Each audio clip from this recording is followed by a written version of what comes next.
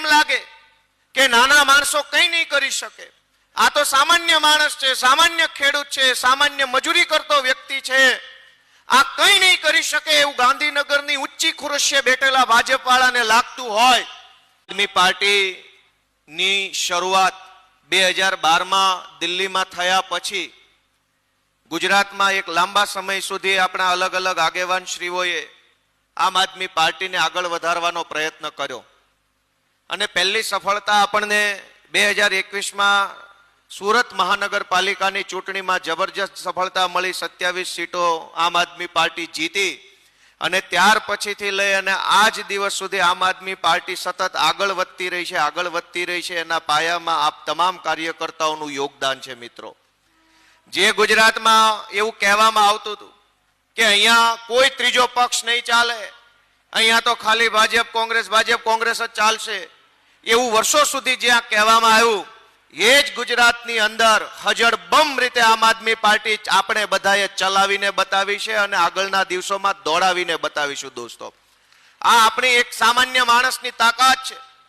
કે સત્તામાં બેઠેલો માણસ ઊંચી ખુરશીએ બેઠો હોય એટલે એને એમ લાગે કે નાના માણસો કંઈ નહીં કરી શકે, આ તો સામાન્ય માણસ છે, સામાન્ય ખેડૂત છે, સામાન્ય મજૂરી કરતો વ્યક્તિ છે, આ કંઈ નહીં કરી શકે એવું ગાંધીનગરની ઊંચી ખુરશીએ બેઠેલા ભાજપ વાળાને લાગતું હોય. પણ સામાન્ય માણસ આ દેશમાં શું કરી શકે ને, એ આઝાદીની લડાઈથી લઈ અને આમ આદમી પાર્ટીની લડાઈ સુધીના અનેક દાખલાઓ આપણી નજર સામે છે. મિત્રો, કે દેશમાં અંગ્રેજોની હુકુમત હજળબમ થઈ ગયેલી, 200 વર્ષ સુધી એમની સરકારો હાલી અને ગોળીઓ બંદૂક, પણ એક સામાન્ય દેશનો નાગરિક ઉભો થયો અને કીધું કે હું મારા દેશને આઝાદ કરાવીને રહીશ, અંગ્રેજોની ગોળીમાં શું તાકાત છે એ અમારી છાતી અમે બતાવીને જોઈ લઈશું. ત્યારે જોવો દોસ્તો, દેશમાં આઝાદી આવી. અને એટલે એવું કહેવાયું છે કે નાનો માણસ જે ધારે એ થાય, પણ નાનો માણસ ધારે તો. આજ દેશના ગુજરાતના કરોડો નાના માણસોને વિનંતી કરવા માટે આમ આદમી પાર્ટી આવી છે કે આમ આદમી પાર્ટીના મંચ ઉપર બેઠેલા સૌ આગેવાનો શા માટે લડાઈ લડે છે? ગોપાલભાઈ કે ચૈતરભાઈ કે ઈશુદાનભાઈ કે અમારા તમામ આગેવાનો જેટલી શક્તિ, જેટલી બુદ્ધિ, જેટલું બળ ભાજપની સામે લડવામાં લગાવે છે અને મજાનું જીવન જીવી શકે એમ છીએ કે નહીં? કયો છે બધા? કયો ભાઈ, મજા આવે એવું જીવન જીવી શકે એમ છીએ કે નહીં? હું વકીલ છું, હાઈકોર્ટમાં વકીલાત કરું, વર્ષે કરોડો રૂપિયા કમાઈએ અને થોડું ઘણું કવર નીચેથી આપ્યા કરીએ તો જિંદગીમાં મારા ઉપર એક એફઆઈઆર થાય? ચૈતરભાઈ પર થાય એક એફઆઈઆર? ન થાય. તો પછી સંઘર્ષ છે કોના માટે? અમારા પોતાના માટે, ગોપાલભાઈ માટે કે ઈશુભાઈ માટે કે કેજરીવાલ સાહેબ માટે કે મનોજભાઈ માટે નહીં. ગુજરાતના છેવાડાના માણસ માટે થઈને સંઘર્ષ કરવા આવેલા લોકો અત્યારે અહીંયા મંચ ઉપર બેઠા છે, જેને પોતાના માટે નહીં, લોકો માટે કંઈક કરવું છે. પોતાના માટે કરવું હોત, અમીર થઈ જવું હોત, પૈસાવાળા થઈ જવું હોત, ખુરશીઓ ઉપર, ઊંચી ખુરશીઓ ઉપર બેસવું હોત, સારી મહેલોમાં રહેવું હોત, તો ભાજપ પાર્ટી છે જ ઊભું ડોકું હલાવો એટલે તરત લઈ લે છે ટેકાના ભાવે કે હાલો જે જોઈએ આપી દઈશું.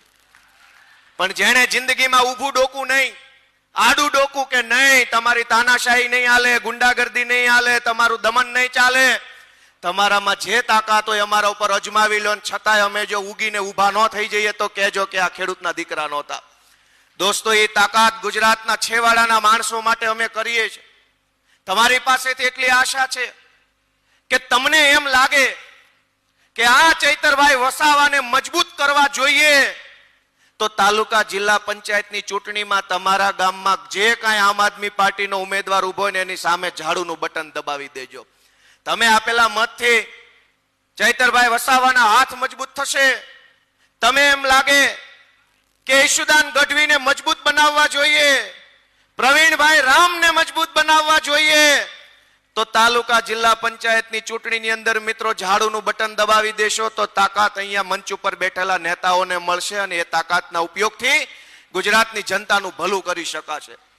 તમારું મન એમ કે આ ગોપાલ ઇટાલિયા મજબૂત બનવો જોઈએ, એના હાથ મજબૂત થવા જોઈએ, તો તમારા વિસ્તારમાં સ્થાનિક સ્વરાજ્યની, તાલુકાની, જિલ્લાની, નગરપાલિકાની ચૂંટણીઓની અંદર આમ આદમી પાર્ટીને દોસ્તો લઈ આવો.